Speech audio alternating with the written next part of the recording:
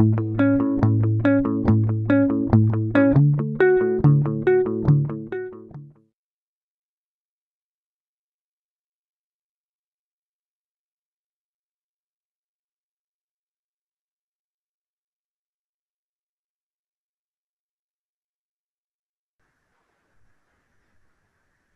moved to Whistler when I was involved with the ski patrol on the second week that Whistler was open in 1966. I worked on weekends with the volunteer ski patrol, and they asked me, having been raised in Ireland and Rhodesia, where there is not much snow, never mind skiing, they asked me to run the ski patrol on Whistler full time in 1967.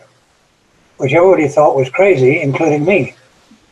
So I had a 13-foot trailer that I managed to persuade a rental company in Richmond to rent to me for the winter, which I parked in what we called Bear Gulch, which was in the parking lot of what was then known as Gondola, BC, because the Airboy Lift Company had put this huge building in the parking lot at Creekside. And for fear that they were wondering who was going to ask what this building was, they had the word gondola put on the building in big 3-foot-high letters. I first came in 1972, and it was originally for one day, for a day of skiing.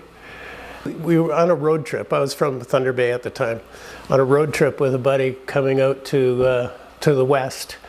And on the way out, there was an insert that went into all the major dailies, and it had an article called "Ski Bumming is Humming in Whistler."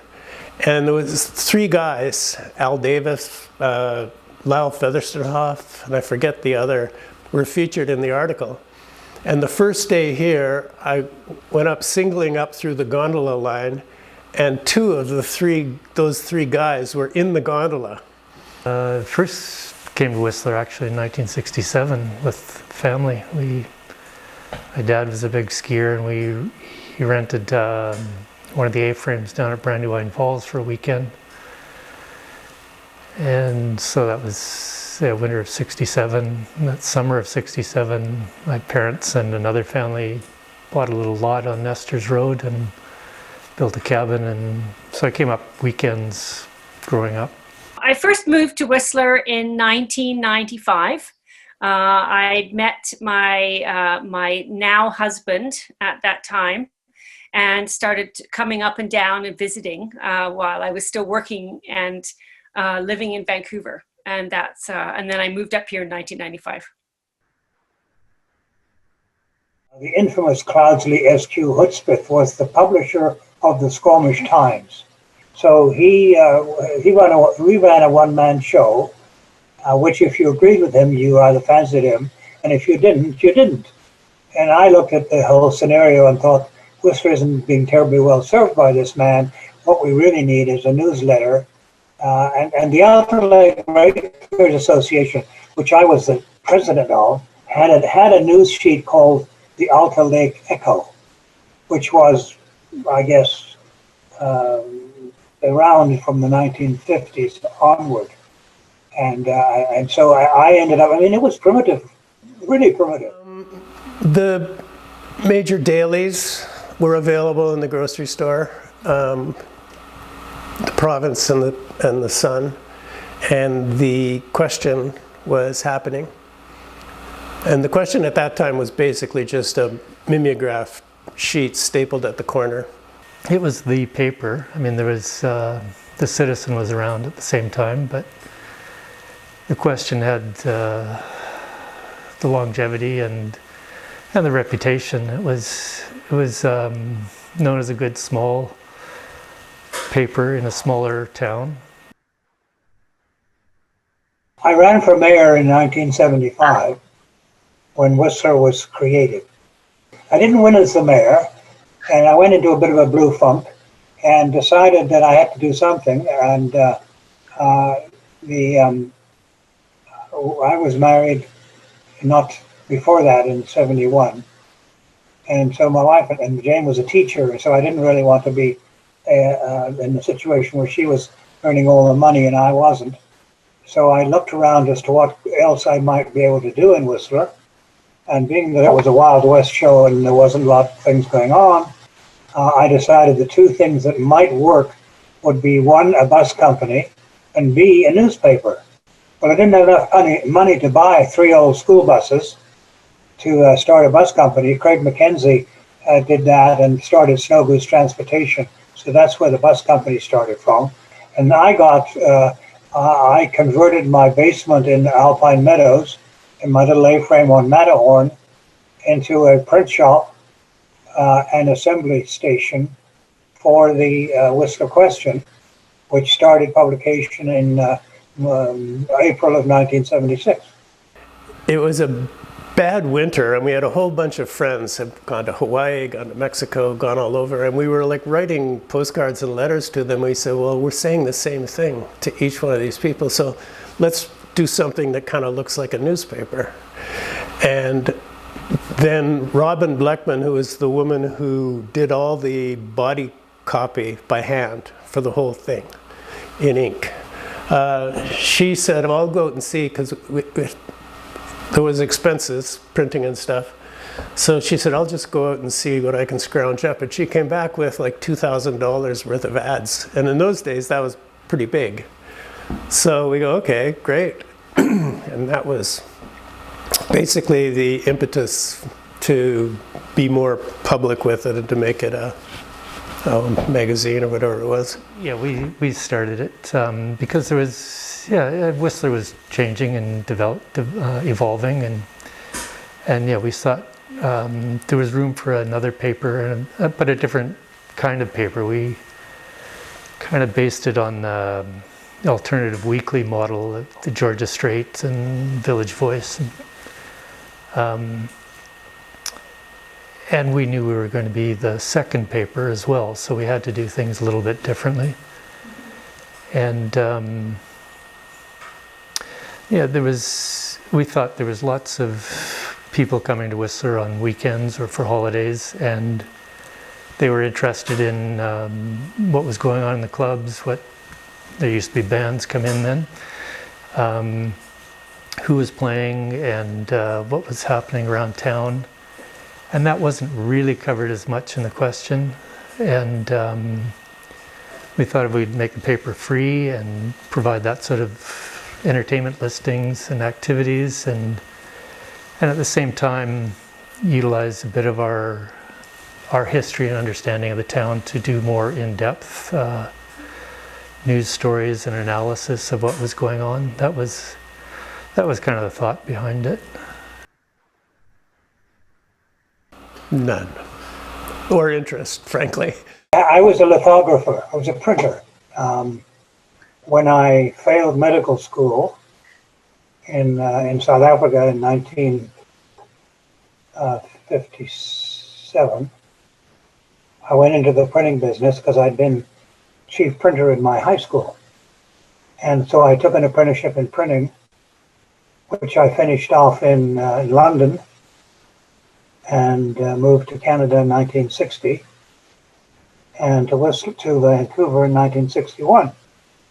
So I had a background. I had a mother who was a very Victorian and a particular way with words, and a writer, and she instilled in me the basics of writing that have stayed with me all through the years until now. Here we are, 83 years later, and I'm still writing.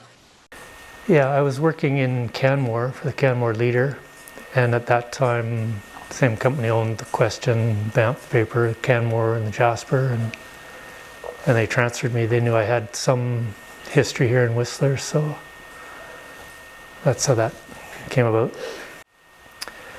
I started as a reporter, but the second week, the previous editor and the publisher didn't get along, and I think it was part of the plan was I was going to become the editor. So after a week, I was the editor. I think I was on a temporary contract as editor while they were trying to find a new editor in I left in '94.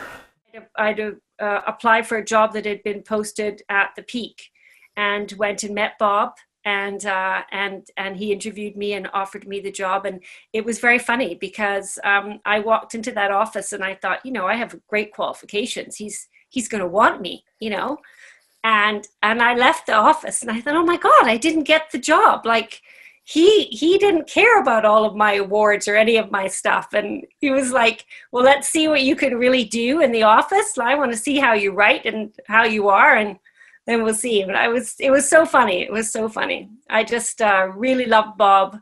I just love working at the Pique. I still love working at it. And while I was working for the Pique, I also worked for the province. So I worked for probably 10 years. I worked 7 days a week.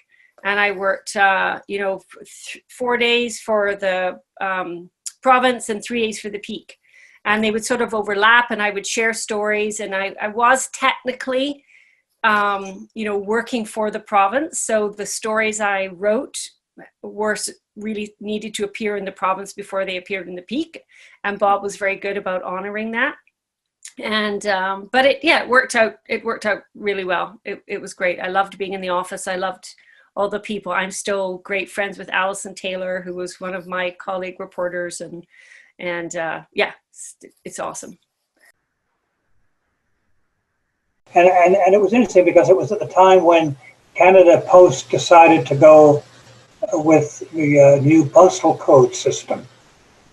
So we were unwittingly part of the experiment to sort out all of these subscriptions that we had in little labels to put on the newspapers, because most of the subscriptions went out by mail, and some of the papers were bought, because I noticed another of your questions, 15 cents each we charged, and it was an 8.5 by 14 mimeographed 2 sides of the page paper, but it was very, very primitive, and it looked primitive. The writing wasn't bad, and I earned the nickname Scoop Burrows, because I was always there for the story, and I was the photographer, I was the dishwasher, I was the printer. I had help with the assembly of the paper and the distribution, and I fell down on the typing, so I had a typist to look after me or the interests of the day. And it was pretty primitive, very primitive. I never dreamed that it would end up being a real newspaper. A fellow named Tim Smith, who still lives here. Michael Lear, who now lives in Olympia, Washington. Buddy named Chico, who would kind of do all kinds of stuff. And for the first one, there wasn't that many contributions because people didn't really know what it was, that it was happening.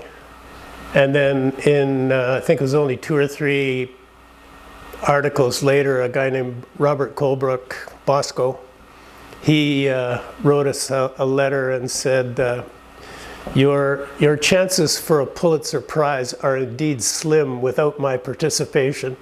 So he became kind of like the main writer and problem child.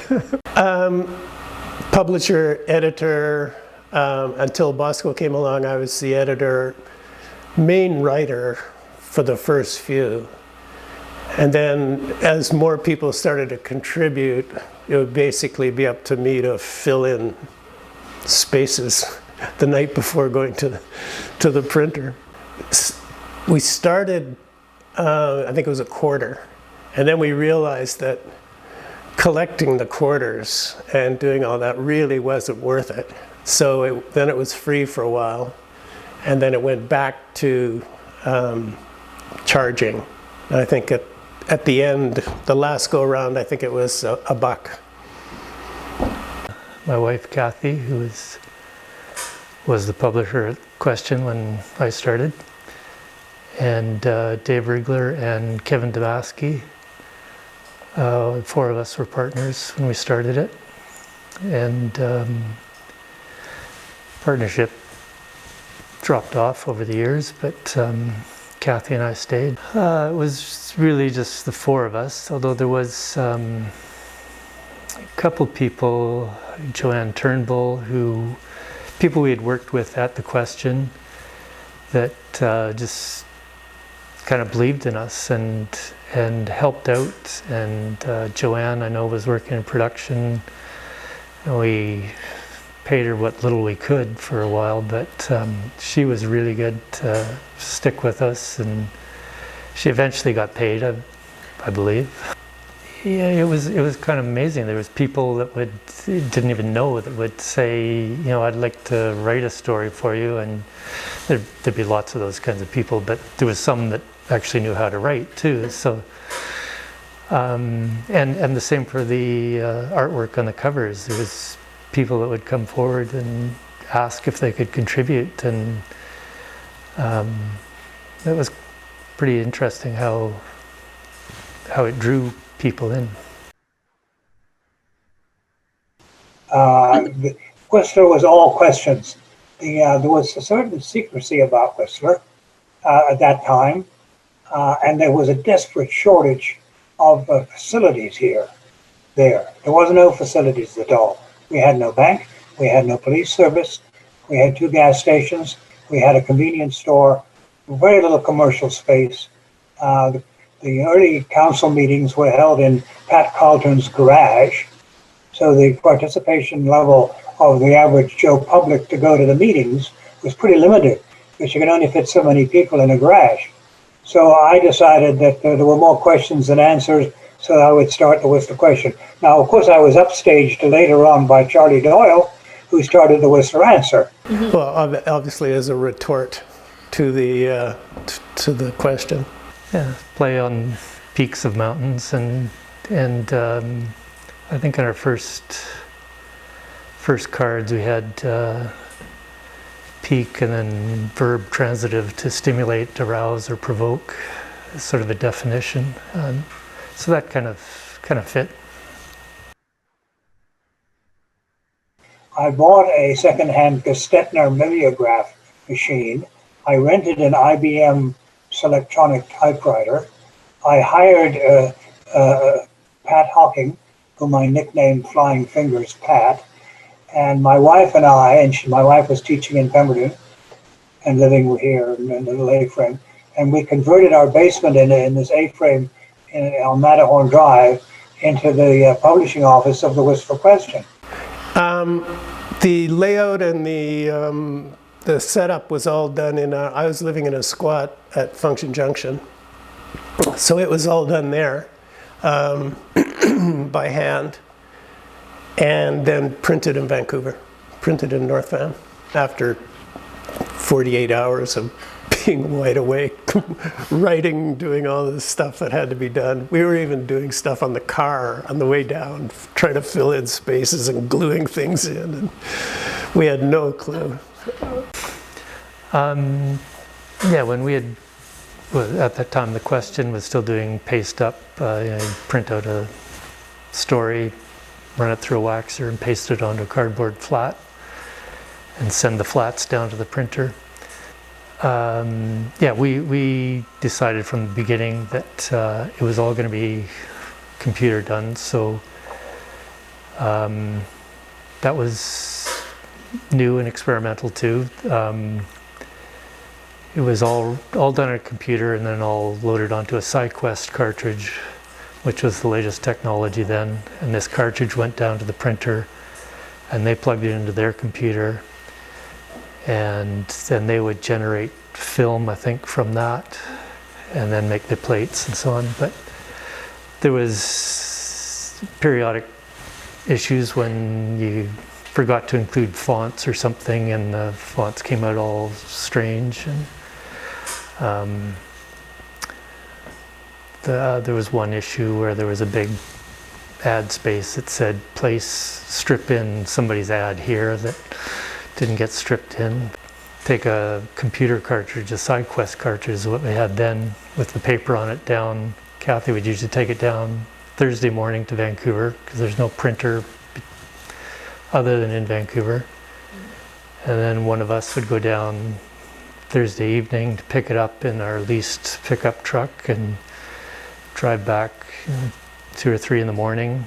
And then we'd get up 7 the next morning and start distributing it around town. So it was And then once you're done that, then you had to sit down and start trying to figure out how to fill the next week's paper. So, and then a couple of years in, 2-3 years in, the film technology became more portable, and we bought a film processor, and so we produced the actual film in-house and sent the film down to the printers for them to make plates and so on. And now of course it's all just sent electronically, but it would have taken weeks to send a paper electronically back then. The online newspaper as being, a foundational piece of Pique along with the actual printed paper. So we wouldn't wait to just upload everything on a Thursday so that you could just go online and read the paper on a Thursday. In fact, it started to be populated with stories every week.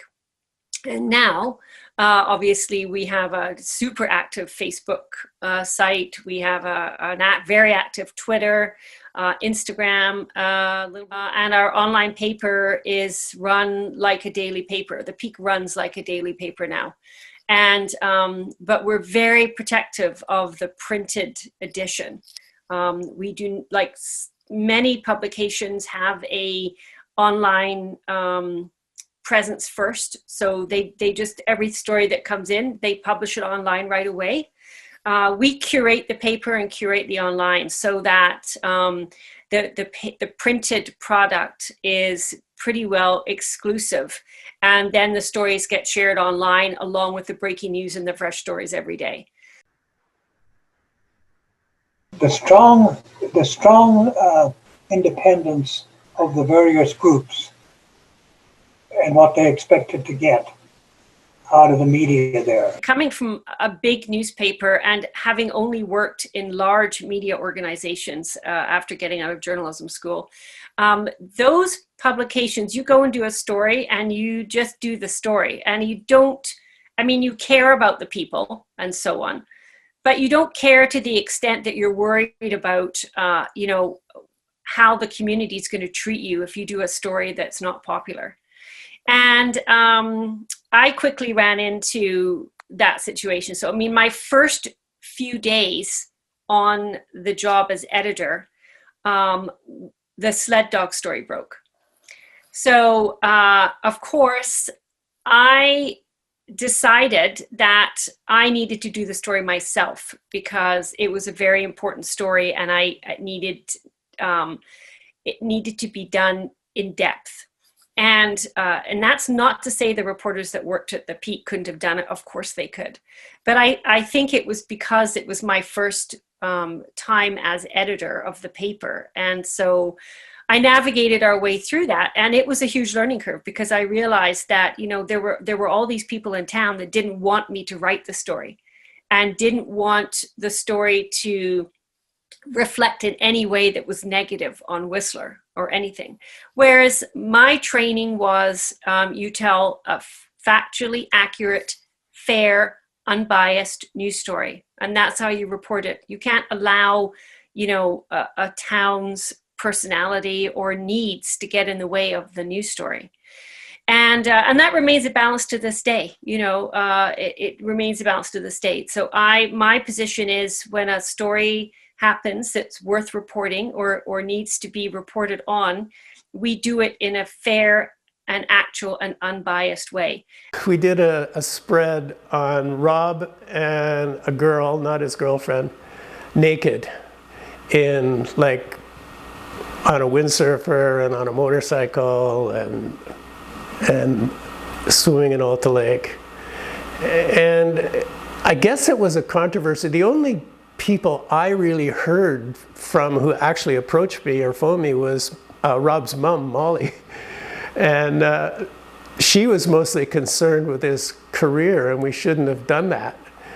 And I'm going, well, it wasn't like it was a clandestine photo, it was a full day photo shoot.